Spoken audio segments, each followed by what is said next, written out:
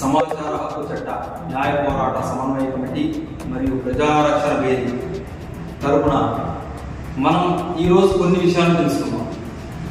అదేంటంటే మొట్టమొదటగా బ్యాంకులపై ఎక్కడ ఎలా ఫిర్యాదు చేయాలి. దాదాపుగా ఇప్పుడు జరుగుతున్నటువంటి కాలంలో బ్యాంకులకు వెళ్ళి నిరీక్షణ చేసి లోన్ల కోసమైనా కానివ్వండి, డబ్బులు కట్టడానికి, డబ్బులు తీసుకోవడానికి చాలా ఇబ్బంది మారింది. ఈ విషయాన్ని కొంతమంది ఏం చేస్తున్నారంటే ఆఫీసర్స్, మేనేజర్లు వాళ్ళ పనితీరు ఎంప్లాయీస్ని గట్టిగా మాట్లాడలేక ఇంకొన్ని కారణాల వలన పనులు కొంచెం బాగా నిదానం అవుతున్నాయి.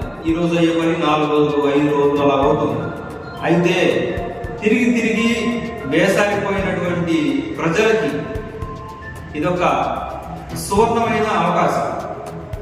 బ్యాంకులపై ఎక్కడ ఫిర్యాదు చేయాలి, అది ఎలా చేయాలి, బ్యాంకు సరిగా స్పందించకపోతే దాని మీద ఎవరికి కంప్లైంట్ చేయాలి, అంబుడ్స్మన్ అంటే ఏంటి జనాలకు దాదాపుగా తెలియదు.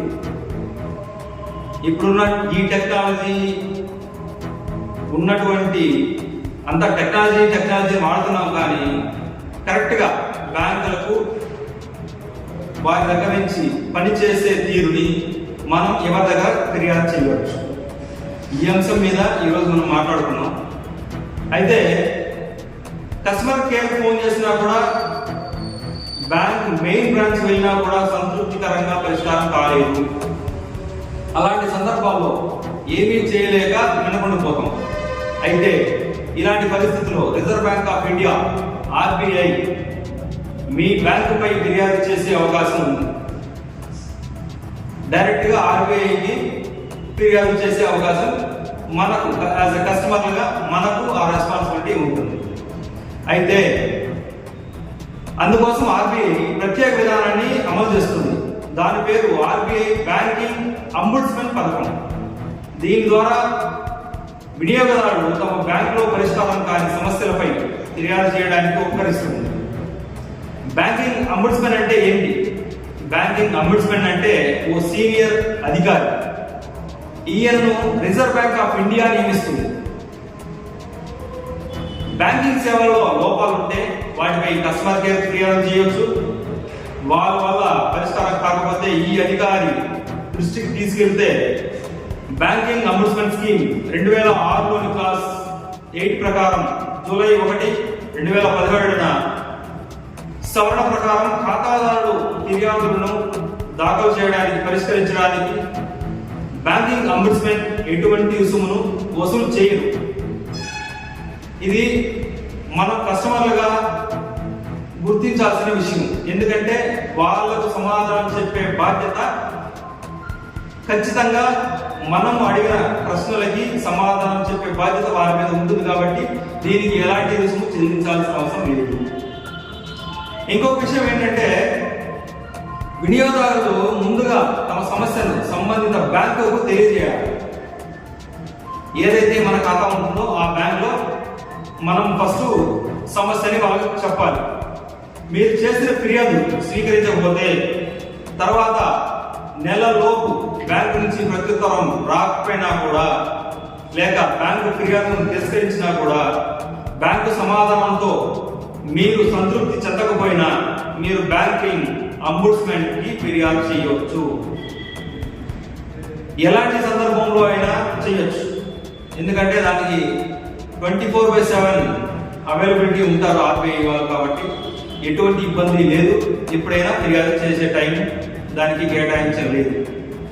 కాబట్టి అంబుడ్స్మన్ కు ఫిర్యాదు చేస్తే రుణాలు అంటే లోన్స్, అడ్వాన్సులతో సహా బ్యాంకు సేవలలో లోపాలకు సంబంధించిన ఫిర్యాదులు చేయొచ్చు.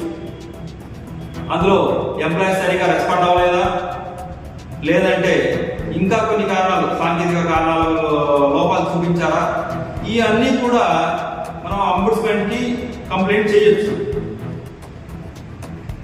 ఉదాహరణ కొన్ని చెక్కులు, డ్రాఫ్ట్లు, బిల్లు మొదలైనవి చెల్లింపు లేదా సేకరణలో చెల్లింపు చేయకపోవడం లేదా విపరీతమైన జాప్యం చేయడం, ఏదైనా ప్రయోజనం కోసం టెండర్ చేసిన చిన్న డినామినేషన్ నోట్లను తగిన కారణం లేకుండా అంగీకరించుకోవడం, ఇటువంటివన్నీ కూడా బ్యాంకుకి సంబంధించిన ప్రతి ఒక్కటి మనం ఫస్ట్ బ్యాంక్లో కంప్లైంట్ చేయాలి. బ్యాంక్లో స్పందించకపోతే ఖచ్చితంగా ఆర్బీఐకి మనం కంప్లైంట్ చేసే అధికారం ప్రజలకు ఉంటుంది.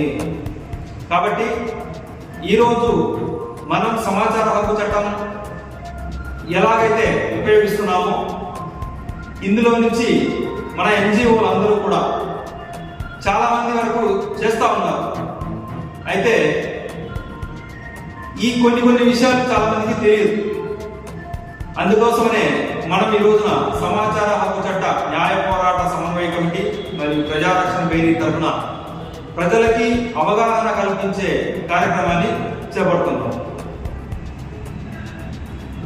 బ్యాంకులో ఒక రోజు గడుస్తుంది, రెండు రోజులు గడుస్తూ ఉన్నాయి. ఈ ప్రజల్ని పట్టించుకోవడం లేదు. వాళ్ళు అక్కడికి వెళ్ళండి, ఈ అకౌంట్ వెళ్ళండి, అకౌంట్ వెళ్ళండి అని తిరిగి ఇస్తున్నారు.